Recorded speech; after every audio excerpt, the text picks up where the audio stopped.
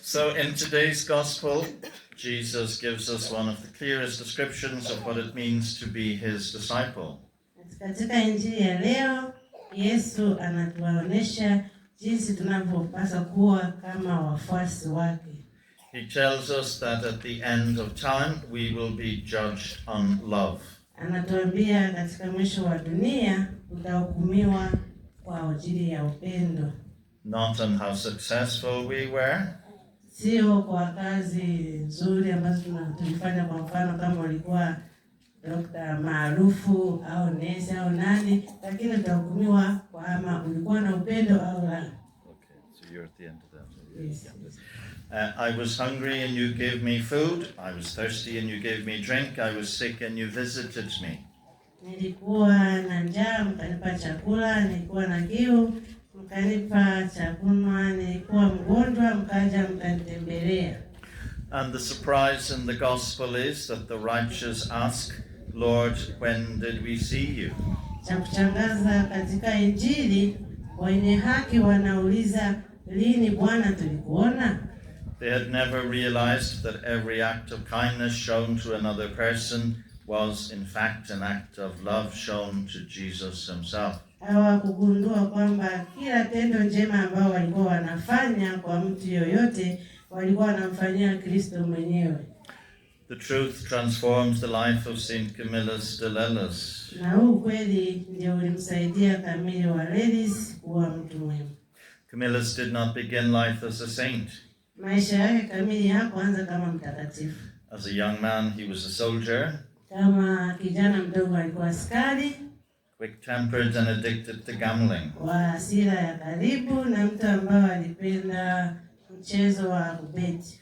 His life seemed to be going nowhere. Maisha yake yalikuwa yanaonekana kama yaende popote. But God never gives up on anyone.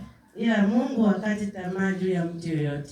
Through illness and a profound conversion, Kwa njia ya ugonjwa na kugeuka kwake kwa roho kuwa mtu mzuri, Camillus discovered his true vocation, Camille aliweza kujua wito wake wa kweli, to care for the sick. ambao ulikuwa ni kutunza wagonjwa. And at a time when hospitals were often places of neglect and fear, Camillus was something that saw something that many others did not. Wakati huo hospitali watu walikuwa wanaiogopa na kuiacha, lakini Camille aliona mahitaji ambao wengine hawakuweza kuyaona. He saw Jesus lying in every hospital bed. Alimwona Yesu akilala kwa kila kitanda cha mgonjwa huo.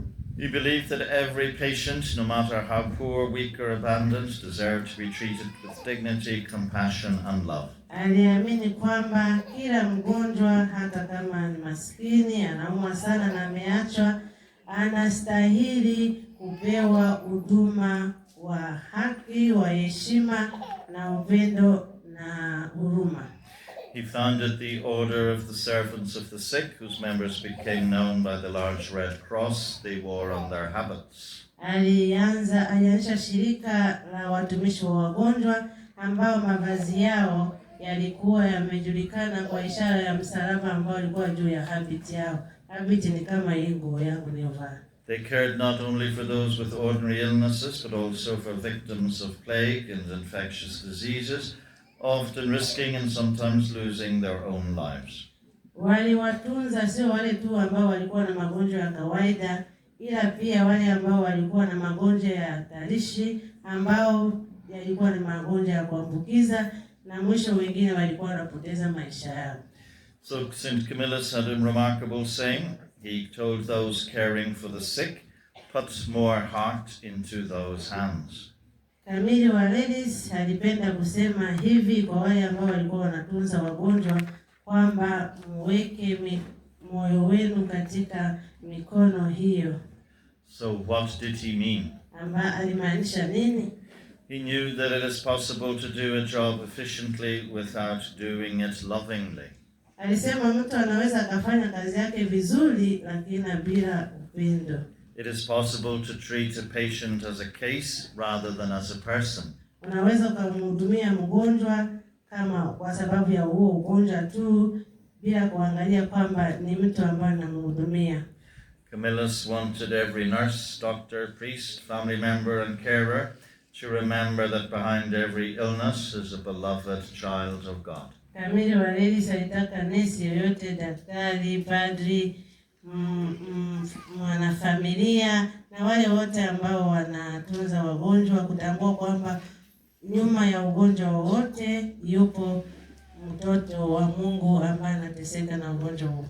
Which is just as important today. Na huo ujumbe ni ujumbe wa muhimu sana kwetu leo. So many of us never work in a hospital, but all of us know someone who is sick, elderly, lonely or struggling.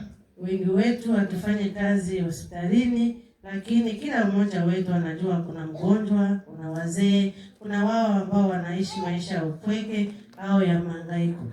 So perhaps it is a spouse whose health is failing, a parent in a nursing home, a neighbor living alone, or a friend carrying the hidden burden of anxiety or grief.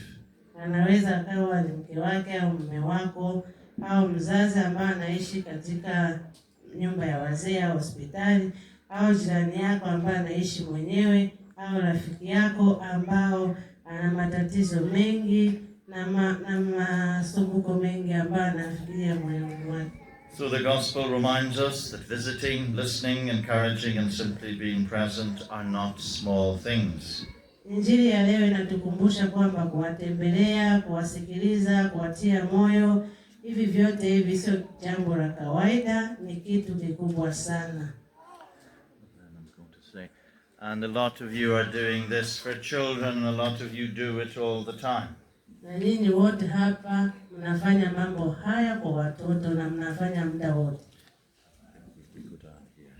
So today's gospel reminds us that one day we hope to hear those beautiful words. Leo injili ya leo inatukumbusha kwamba siku moja na sisi tutasikia hayo maneno ambayo naongeza sasa hivi. Yesu atatuambia, nilikuwa mgonjwa mkanihudumia, nilikuwa hospitali mkaja kutembelea, na mengine kama injili inavyosema. That's right, come you whom my Father has blessed.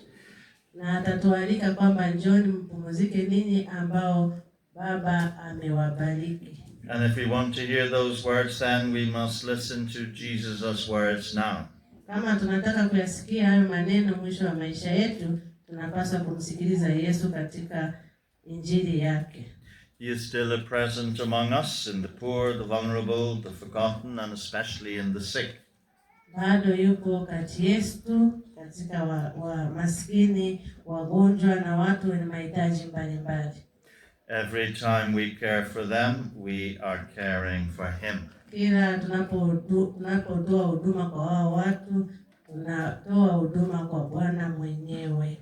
So through the prayers of Saint Camillus de Lellis, may God give us an eye to recognize Jesus in those who suffer, hands ready to serve with generosity, and hearts filled with the compassion of Jesus. Kwa maombezi ya Mtakatifu Camille Valeris, Mungu atujalie macho ya kuwaona hao watu wanaohitaji huduma, ili na sisi kwa ukarimu mkubwa